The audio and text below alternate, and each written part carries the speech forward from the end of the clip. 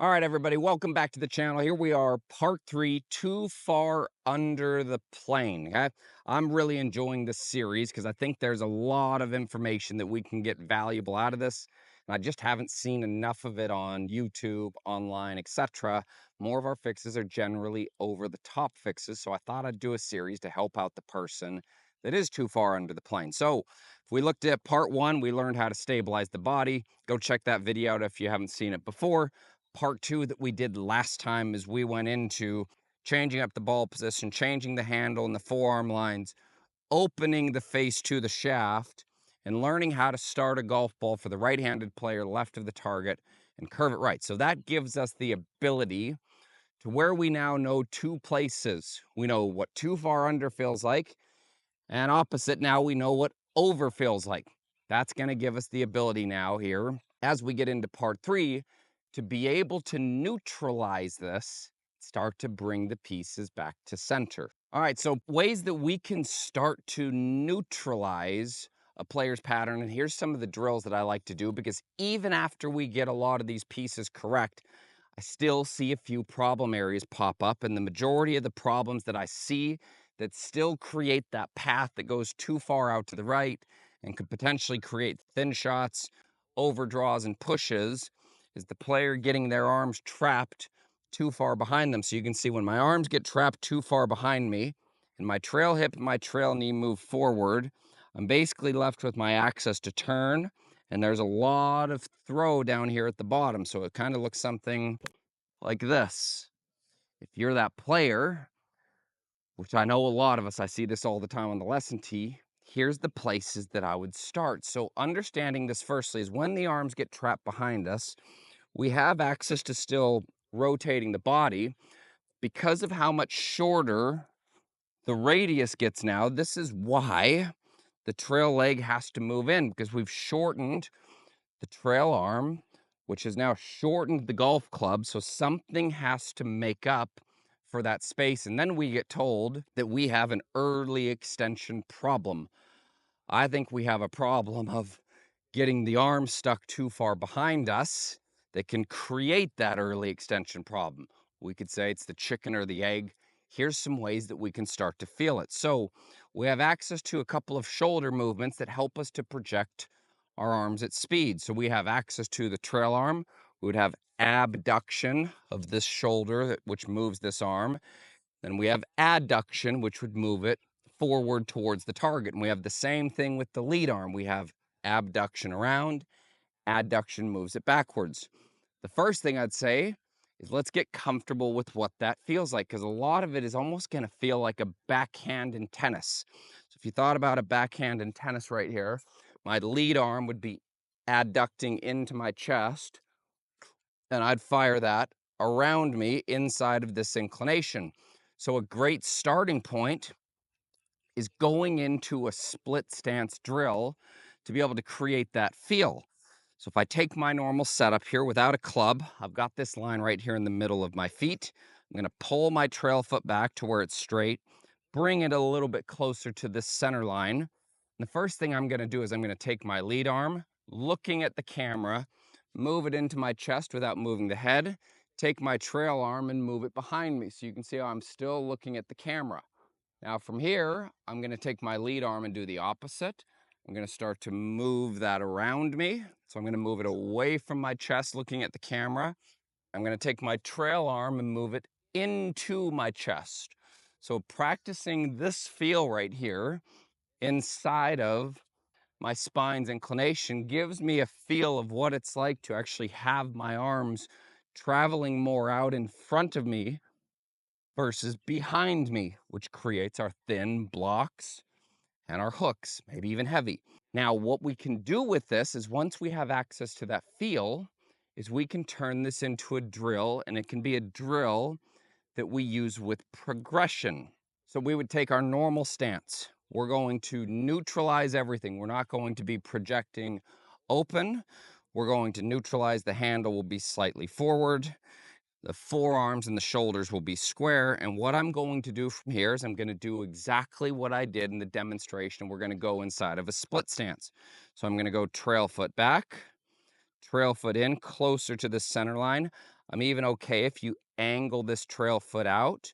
And the first thing that I'm gonna have you do, just making some rehearsals over the golf ball right here, is visualizing that I'm trying to keep my eyes towards the camera, even though I'm looking at the ball, and moving my arms around me and around me, around and around. Now, your key that you're going to need to feel inside of this is that your trail leg is going to stay straighter and your trail leg is going to stay behind your lead knee. Here's the interesting piece. I can still project rotation of the hips and the pelvis here, even while I'm doing this. We're just giving the arms space to actually feel what it's like to be in front here versus behind. So a couple more of those. There would be my feel. I'm gonna set this up. And if we perform this correctly, we would see a divot in front of the golf ball. The ball should launch and start relatively straight, and we should not see a lot of hook spin right here. So we're going to feel that same thing as if our eyes were at the camera. The shoulders and the arms are working around us from this split stance drill, and the trail leg is going to stay back and it's going to feel fairly straight. So I'll do this one a little slower so that you can see it, and you can see the trail leg. So that was a very, very straight golf ball right there. Honestly, could not have hit it much better than that. I made the divot in front like what I wanted. This would be our starting place because I can now feel, now that I'm getting the arms out in front of me quicker, I have the ability to take this handle around me faster versus it being behind me and the handle works up, out, and we get this high finish. So this would be a finish where the hand path is working more around me, and it's almost like my arms are working the opposite direction of my body. So they're working into my body and against it versus staying trapped behind it. Let's do that again one more time. Okay, so I'm going to be in here, around and around. Now my goal and my commitment on this motion is to keep my trail leg back, and we'll let it go.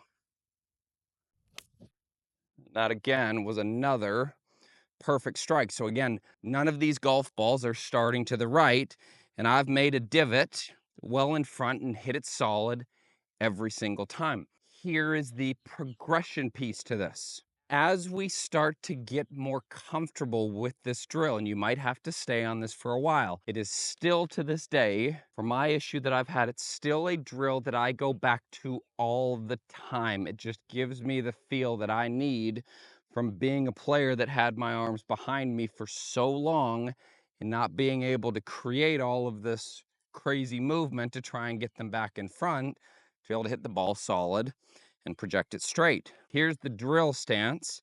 As we get better at it, move it a step in, see if we can now project and keep the same feel where the trail leg will still feel like it's trying to stay behind the lead leg, and it's going to allow my arms to get in front. I can still rotate inward, which we're going to get deeper into that later in this series. This one's a little bit less extreme. You can see my right foot is more in line with the center of my lead foot now versus projected way back here behind it.